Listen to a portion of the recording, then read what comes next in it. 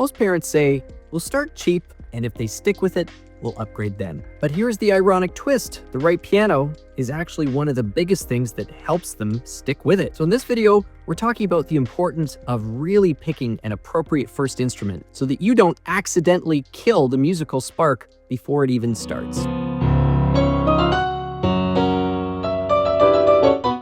So here's why the wait and see approach tends to backfire. The plan sounds reasonable enough. Let's just wait and see whether your child really takes to this activity. And then we'll spend the money. But here's the problem. By holding back on a quality piece of equipment, you are actually creating one of the most disengaging dynamics that you possibly could. And here's why. Unweighted keys make it impossible to train your fingers or really have any emotional experience with the instrument. It's very two-dimensional. Ultra-thin speakers that just don't create the kind of sound environment that makes piano so magical to play in the first place. And a third point, a child will look to you as a parent to understand how serious you and the whole household really are about this whole piano thing. And when they see a toy or something that just hasn't received a lot of consideration show up, that is a strong signal to them that this is a casual experiment rather than a true commitment to the skill build. So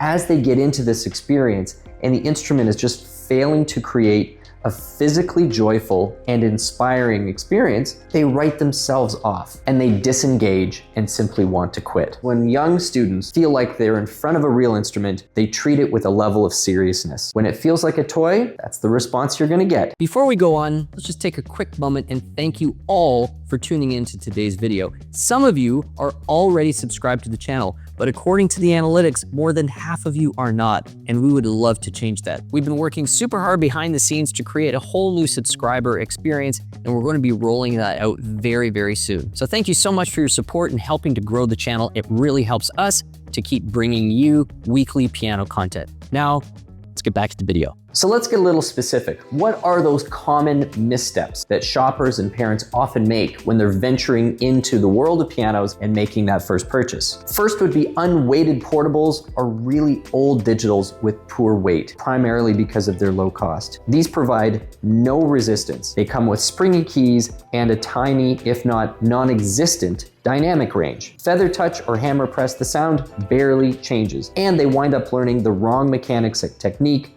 because of it. So the second trap people fall into is going online and finding those super old free uprights. Now this often comes about because teachers make the recommendation that they should be on an upright piano. And of course, as soon as parents see the price tag of new upright pianos, they usually recoil and quickly go online to find this plethora of free instruments being given away. The problem is that they have heavy, uneven action. They often have dead or completely non-functional notes and strings. A lot of the keys are also going to be quite sticky. It creates an unbelievably frustrating experience because nothing you would learn on your instrument is actually going to translate onto any other piano because of how many idiosyncrasies you're dealing with. The third trap I see is people buying the brand and not thinking about the model and buying the absolute cheapest model they possibly can. The logo, of course, feels safe, but in many cases, the bottom rung compromises a plethora of features that are really going to detract from that first experience. Having a brand everyone knows, you would think,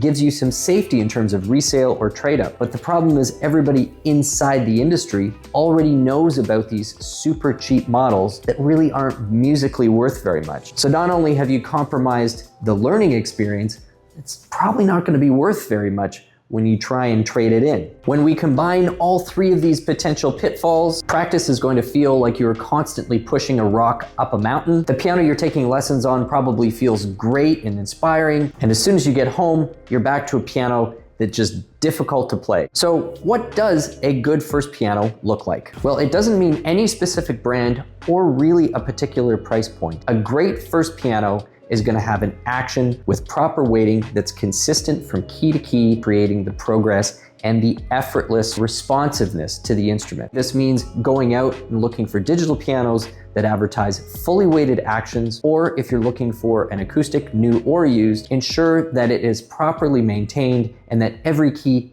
feels the same and looks level. Now, a piano's tone is one of the most complex tones that instruments produce, which is why it's such an exhilarating feeling to make sound with instruments. And you want that effect with new students. Now, this doesn't necessarily mean spending big on the biggest speaker system. A good set of headphones with a decent to good sound engine will give you a very similar effect. Now for acoustics, if you are yourself not a player, you may want to involve a friend, a technician, or teacher who can come and give a musical opinion on some of these instruments, but generally you want something that's got a nice sustain and something that's going to hold its tune well and getting a good sense of how the instrument's been maintained. Make sure that you've really played the instrument at upper levels to make sure that it's not going to bother your ears or other people's ears in the house. Next, let's admit it. When something looks great in a room, we do feel a sense of pride and we're going to treat it with more seriousness. So get an instrument that doesn't look like it's falling apart, that's something that the whole family can be proud to have in the living room and creates excitement for the student to be in front of and maybe even brag a little about to their friends. If you can check all of those boxes,